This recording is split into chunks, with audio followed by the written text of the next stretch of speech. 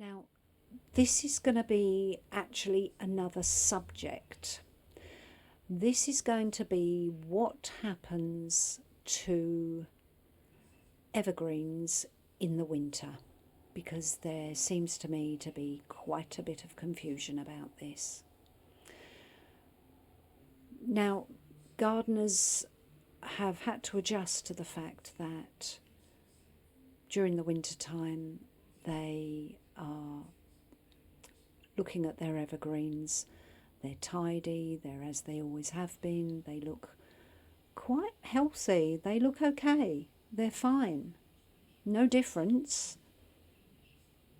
And then March, April comes round and the little clock of Mother Nature starts producing buds and bursts of explosive growth on everything, everywhere, whether that's from the soil level or from the branches of deciduous trees and shrubs.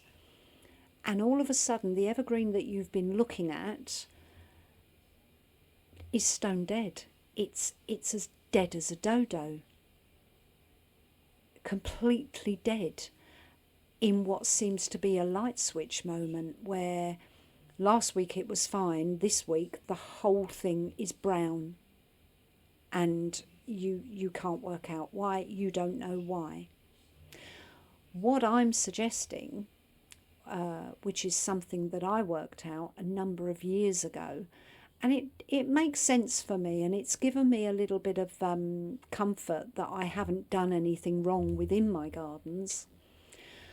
What happens is we're in November now, and with excess non-draining rainfall, if an evergreen, so we're talking about Ceanothus, Choicea, Elaeagnus, holly, let's have a think.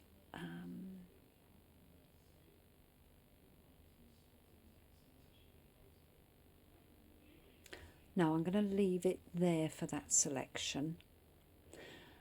Things that are always green, that abelia, that we love. It is possible that the trauma that kills them is developing September, October, November, if we get excess rainfall. If your evergreen has to sit in water that doesn't drain, what happens is deciduous plants go to sleep. We say they're completely dormant. They don't continue to grow. They're not pushing out any of those fine white roots anymore in the cold season that we have in this country. Evergreens, actually, even though they keep their leaves, they are not the same because they keep their leaves. They are still sustaining those leaves. So it's like they slow right down. They go into a, when insects go into, I think you call it stasis, where they slow their heartbeat down. They're still alive, but they slow their systems down. And the system continues to run in kind of in the background. So an evergreen is shedding its leaves and regrowing new, not necessarily at this time of year, but it happens so slowly and so subtly we fail to notice. So we tend to think that an evergreen is the same leaves all the year round, and of course that's not true. If it's sitting in water, the root system will start to become overwhelmed, and the tree or shrub and plant will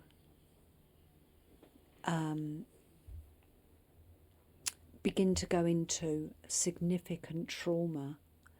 And this means that even though it will keep its leaves and look the same as it always has, by the time it dies completely in the spring, what happens is that you will realise, by no matter how big it is, this happened to me with a ceanothus, by the way, and I realised that it really had no root system left. It had been dissolved by sitting in water over a particularly wet winter one year. And there was nothing. It's like vine weevil damage, you know, when you go to touch your plant and there's nothing attaching it to the soil because the vine weevil has actually eaten every single root. That can happen with trees and shrubs. They just become completely unstable and anchored into the ground.